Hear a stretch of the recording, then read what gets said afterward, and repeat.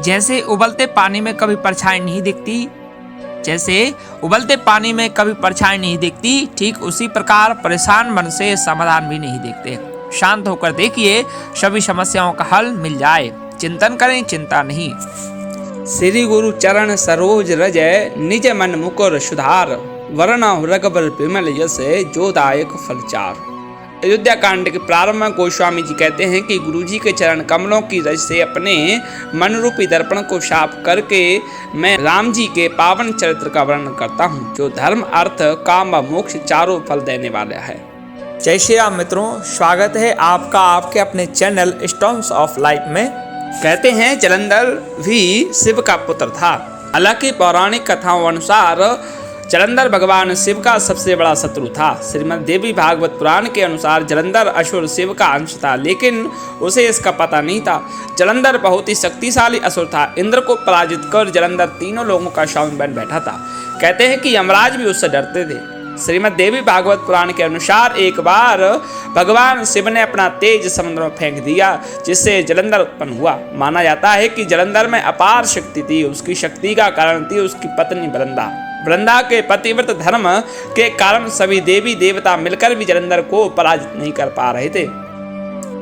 जलंधर को इससे अपने शक्तिशाली होने का अभिमान हो गया और वह वृंदा के पतिव्रत धर्म की अवहेलना करके देवताओं के विरुद्ध कार्य कर उनकी स्त्रियों को सताने लगा।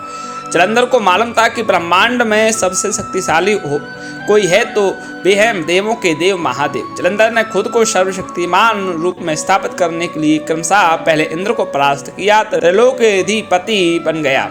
इसके बाद उसने विष्णु लोक पर आक्रमण किया। जलंधर ने विष्णु को परास्त कर देवी लक्ष्मी को विष्णु से छीन लेने की योजना बनाई। इसके चलते उसने बैकुंठ पर आक्रमण कर दिया, लेकिन देवी लक्ष्मी ने जलंधर से कहा कि हम दोनों ही जल से उत्पन्न हुए हैं, इसलिए हम भाई बहन हैं।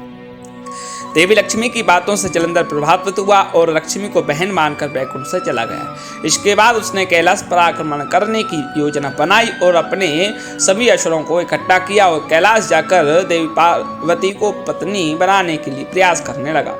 इससे देवी पार्वती क्रोधित हो गई। तब महादेव को जलंधर से युद्ध करना पड़ा, लेकिन वृंदा के सतीत्व के कारण भगवान शिव का हर प्रहार जलंधर निष्फल कर देता था। अंत में देवताओं ने मिलकर योजना बनाई और भगवान विष्णु जलंधर का वेश धारण करके वृंदा के पास गए। वृंदा भगवान विष्णु को अपना पति जलंधर समझकर उसके साथ पत्नी के समान व्यवहार करने लगी, जिससे वृंदा का पतिव्रत धर्म टूट गया और शिव ने जलंधर का वध कर दिया।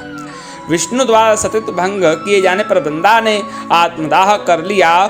तब उसकी राख के ऊपर तुलसी का एक पौधा जन्म लिया, जिसको तुलसी देवी वृंदा का ही स्वरूप है, जिसे भगवान विष्णु लक्ष्मी से भी अधिक प्रिय मानते हैं।